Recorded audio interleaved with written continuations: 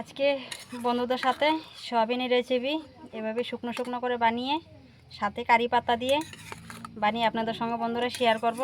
বন্ধুরা ভিডিওটি স্কিপ না করে পুরো ভিডিওটি দেখুন আমি কিভাবে আজকে সয়াবিনের রেসিপিটা বানাচ্ছি। আসুন বন্ধুরা দেরি না করে দেখা যাক সয়াবিনের রেসিপিটা। নমস্কার বন্ধুরা, আপনাদের সকালকে অনেক অনেক স্বাগত। আজকে আমি আর কিচেনের মাধ্যমে বন্ধুরা নিয়ে এসেছি সয়াবিন। এই দেখুন আজকে আমি সয়াবিন দিয়ে রেসিপি বানিয়ে বন্ধুদের সাথে শেয়ার করব। এখানে আমি নিয়েছি সয়াবিনটা ভালো করে ভিজিয়ে ভালো করে ধুয়ে নিয়েছি। এই দেখুন একদম পুরো সফট হয়ে গিয়েছে ভিজে। আর নিয়েছি এখানে আমি আলু সিদ্ধ করে এভাবে কেটে নিয়েছি টমেটো, পেঁয়াজ কুচি আর ফোড়নে দেওয়ার জন্যে নিয়েছি গোটা গরম মশলা, তেজপাতা। আর নিয়েছি এখানে আদা বাটা, রসুন বাটা, পেঁয়াজ বাটা, ধনিয়া গুঁড়া, জিরা গুঁড়া, লঙ্কা গুঁড়া। প্রথমে আমি সয়াবিনটা ভেজে নেব। দেখুন বন্ধুরা, আমি সয়াবিনে লবণ আর হলুদ মেখে এভাবে ভেজে কড়াইতে দিয়ে দিয়েছি তেলে। এখন ভালো করে ভেজে নেব সয়াবিনগুলো, তারপর ভেজে নেব আলু। সয়াবিনগুলো ভাজা হয়ে গিয়েছে, এখন নামিয়ে নেব।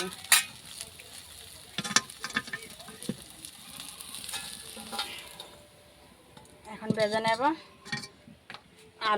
আলুগুলি প্রথমে সিদ্ধ করে রেখেছিলাম, এখন ভেজে নেব।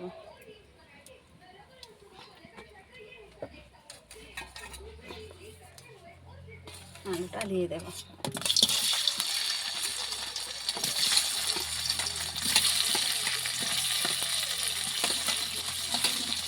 আলুটা এখন দিয়ে দেবো একটু করে হলুদ গুঁড়া আর একটু করে লবণটা এখন কম করে দেব। টমেটোর সাথে দেব স্বাদ মতন লবণ হলুদ দিয়ে লাল করে এখন ভেজে নেব। আলুগুলি আমি ভালো করে ভেজে নিয়েছি। এই দেখুন বন্ধুরা, এভাবে এখন নামিয়ে নেব। সয়াবিনের সাথে একসাথেই নামিয়ে নিচ্ছি।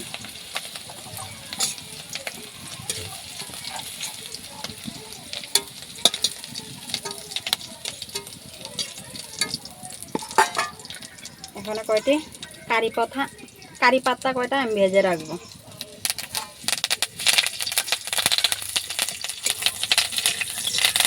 কারি পাতাটা দিলে আমার খেতে সেন্টটা অনেক ভালো লাগে, তাই কারি পাতাটা দেব। আপনারা চাইলে দিয়ে এভাবে একবার খাইয়ে যে কারি পাতাগুলো এভাবে ভেজে সয়াবিনের রেসিপিতে দিয়ে খাবেন, দেখুন সেন্টটা কত ভালো লাগে। দিয়ে দেব তেল।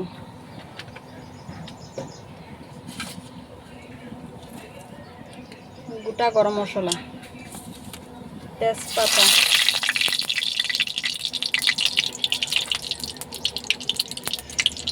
দিয়ে দেবো পেঁয়াজ কুচি,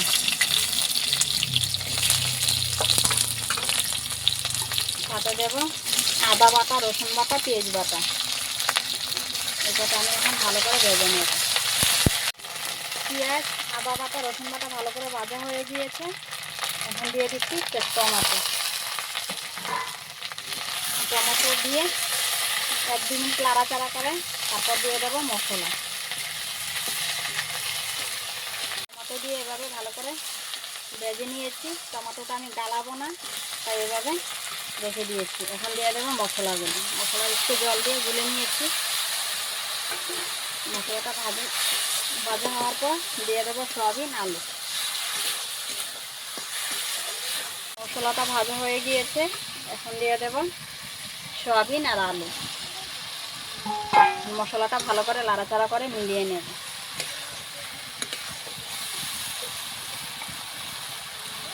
দিয়ে দেব স্বাদ মতন লবণ।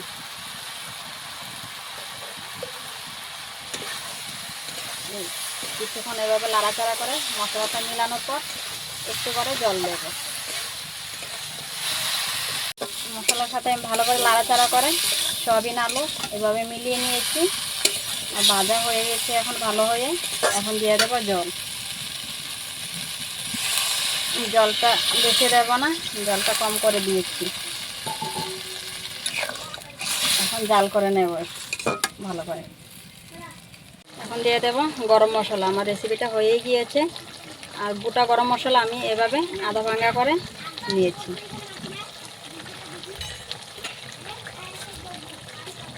দিয়ে দেব কারি পাতা। কারি পাতা আর গরম মশলাটা মিলিয়ে নেব এইভাবে নাড়াচাড়া করে। এখন নামিয়ে নেব। এই দেখুন দিদি ভাইরা, আমি সয়াবিনের রেসিপিটা একদম পুরো শুকনো শুকনো করে মাখা মাখা করে বানিয়েছি। এভাবে রুটি পরোটার সাথে খেতে ভালো লাগে। আর আমি খাবো আজকে ভাত দিয়ে। এই শুকনো করে বানিয়ে খেতে ভালো লাগে। এখন নামিয়ে নিচ্ছি।